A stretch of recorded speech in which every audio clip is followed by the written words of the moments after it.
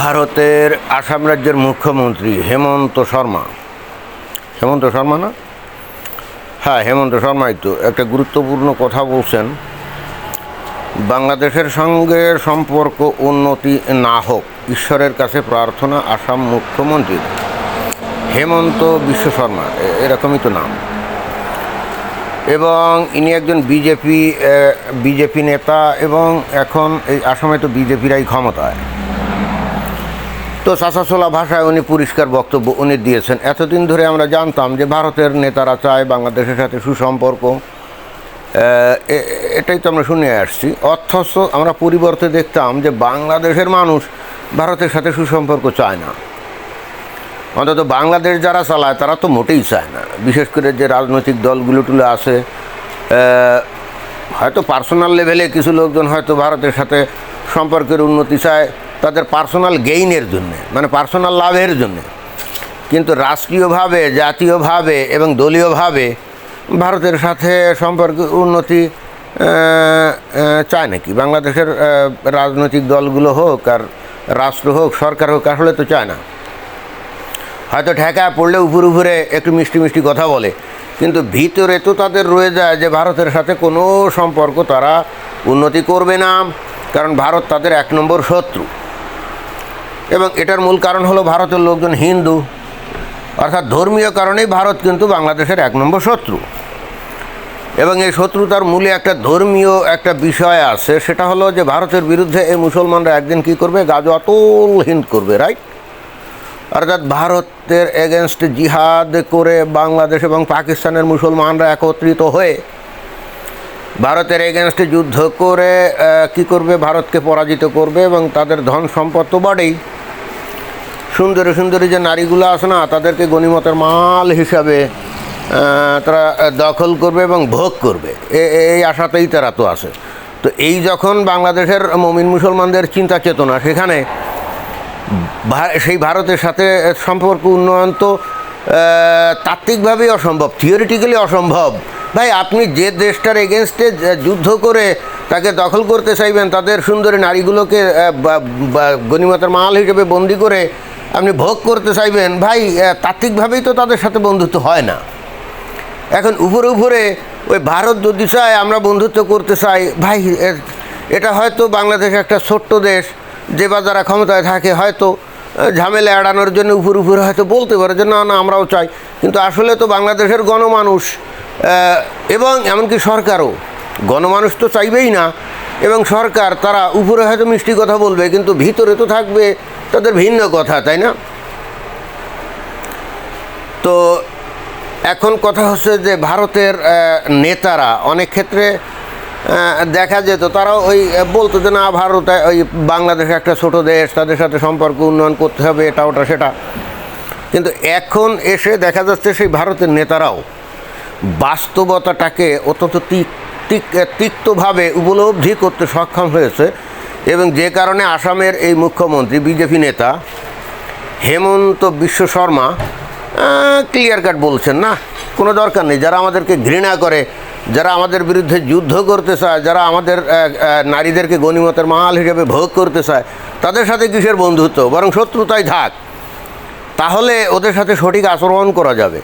আসলেই তো মানে বন্ধু বেশে যদি কোনো শত্রু আপনার থাকে, অর্থাৎ ভিতরে সে ভয়ঙ্কর শত্রু একটা লোক, কিন্তু উপরে দেখাচ্ছে বন্ধুত্বের ভাব, তার সাথে ডিল করা কিন্তু অত্যন্ত জটিল।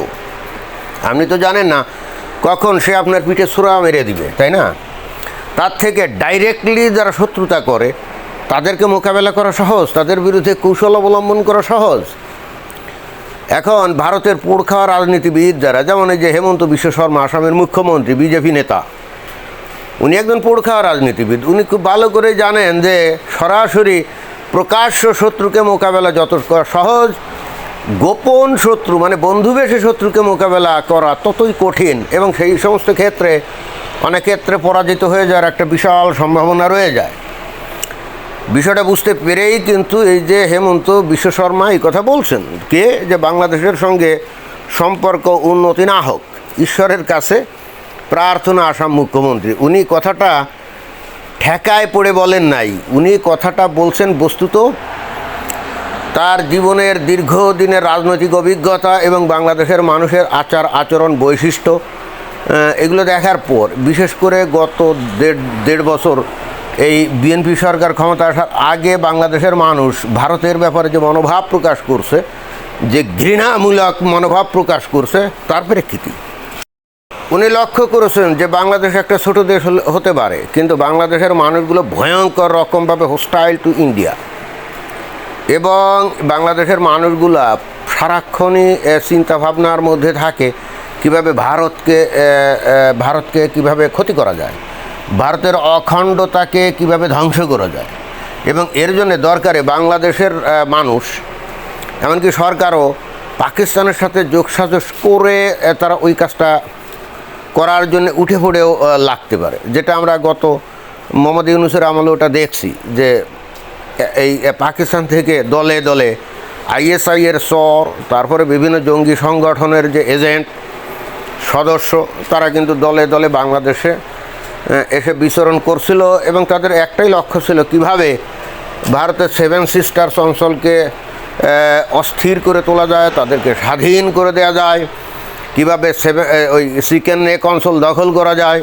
এবং এইগুলো তো গোপন ছিল না। বাংলাদেশে তখন যারা রাজনীতি করতো এবং এখনও যারা করে, এবং এখন যারা ক্ষমতায় আছে, এখন যারা বিভিন্ন পদ পদবিতে নির্বাচিত হয়ে আছে, তারাই তো বলছে, কিছুকাল আগেও তো বলছে, এখন হঠাৎ করে হয়তো একটু চুপ হয়ে গেছে। কেন হয়ে গেছে সেটা আমরা জানি না, বাট হয়তো আপাতত একটু চুপচাপ দেখাচ্ছে, ভালো মানুষের মতো ভান করছে, কিন্তু ভিতরে তাদের সেই যে ভয়ঙ্কর যে ঘৃণা বিদ্বেষ, এগুলো তো এক ফোঁটা কমছে নাকি না, এক ফোঁটাও তো কমেনি। তো এইটা আর কেউ না বুঝুক, অন্তত এই হেমন্ত বিশ্ব শর্মার মতো একজন পোড় খাওয়া নেতা, এই ব্যক্তি তো এই বিষয়টা খুব ভালো করেই জানে, আর জানে বলেই ওই বন্ধু বেশে শত্রুতার দরকার নেই। এই জন্য উনি প্রকাশ্যে বলে দিয়েছেন যে বাংলাদেশের সাথে কিসের বন্ধুত্ব সম্পর্ক, বাংলাদেশ যেহেতু আমাদেরকে শত্রুরূপে গণ্য করে, তাহলে তাদের সাথে তো কোনো বন্ধুত্ব হতে পারে না। এবং এই রকম একটা পরিস্থিতি যদি থাকে, তাহলে বাংলাদেশকে মোকাবেলা করা ভারতের জন্য অনেক সহজ হবে। আমি বারবার একটা কথা বলছি যে প্রকাশ্য শত্রুকে মোকাবেলা করা অনেক সহজ, কিন্তু বন্ধু বেশে শত্রুকে আপনি মোকাবেলা কিভাবে করবেন? তো হেমন্ত বিশ্ব শর্মা যেহেতু উনি আসামের মুখ্যমন্ত্রী এবং বাংলাদেশের অ্যাডজাসেন্ট, হয়তো দিল্লিতে থাকা ভারতীয়রা বাংলাদেশের মানুষ কতটা ভারতকে ঘৃণা করে এটা হয়তো বুঝে নাই বা জানে না, বাট বাংলাদেশের পাশের যে ভারতীয় রাজ্যগুলো আছে অ্যাডজাসেন্ট, তারা তো খুব ভালো করে জানে যে বাংলাদেশের মানুষ কী পরিমাণ ভয়ঙ্কর ঘৃণা করে ভারতকে, তাই না? এবং সেটা একমাত্র ধর্মীয় কারণ, অন্য কোনো কারণে না। তো ঠিক আছে, ঘৃণার পরিবর্তে ঘৃণা দেখানো হবে। ওই এখন ওই মেরেছিস কলসি কানা, তাই বলে কি প্রেম দেব না, এই ফর্মুলা তো এখন চলবে না। তুমি যখন যুদ্ধ চাও, তোমার সাথে যুদ্ধই করা হবে। ক্লিয়ার? ধন্যবাদ।